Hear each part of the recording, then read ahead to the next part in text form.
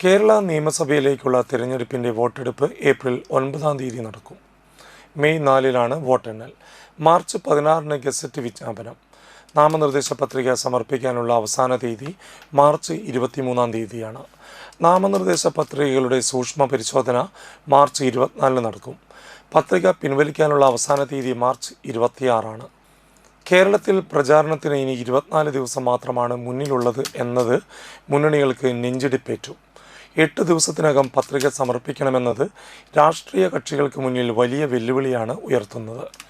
കേരളത്തിനൊപ്പം അസമിലും പുതുച്ചേരിയിലും തെരഞ്ഞെടുപ്പ് ഏപ്രിൽ 9 വോട്ടെണ്ണൽ മെയ് 4 നടക്കും.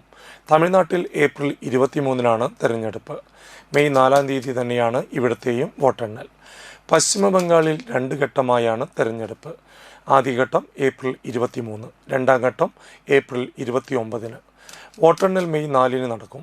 തെരഞ്ഞെടുപ്പിനായി സംസ്ഥാനത്തിലുടനീളം 30,471 പോളിംഗ് സ്റ്റേഷനുകളാണ് സജ്ജീകരിക്കുന്നത്.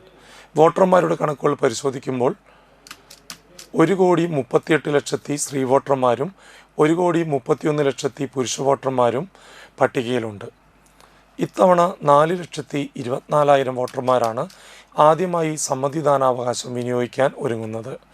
വോട്ടിംഗ് മെഷീനുകളിൽ ഇക്കുറി വോട്ടർമാർക്ക് സ്ഥാനാർത്ഥികളെ എളുപ്പത്തിൽ തിരിച്ചറിയുന്നതിനായി സ്ഥാനാർത്ഥികളുടെ കളർ ഫോട്ടോ മെഷീനിൽ പതിപ്പിക്കുന്നതാണെന്നും തെരഞ്ഞെടുപ്പ് കമ്മീഷണർ ഗ്യാനേഷ് കുമാർ ഡൽഹിയിൽ വാർത്താസമ്മേളനത്തിൽ അറിയിച്ചു. തെരഞ്ഞെടുപ്പ് നടക്കാനിരിക്കുന്ന സംസ്ഥാനങ്ങളിൽ കമ്മീഷൻ സന്ദർശനം നടത്തിയെന്നും മുന്നൊരുക്കങ്ങൾ വിലയിരുത്തിയെന്നും ഗ്യാനേഷ് കുമാർ പറഞ്ഞു. സന്ദർശനവേളയിൽ എല്ലാ രാഷ്ട്രീയ പാർട്ടികളുമായും കൂടിക്കാഴ്ച നടത്തുകയും അവരുടെ നിർദ്ദേശങ്ങൾ സ്വീകരിക്കുകയും ചെയ്തു.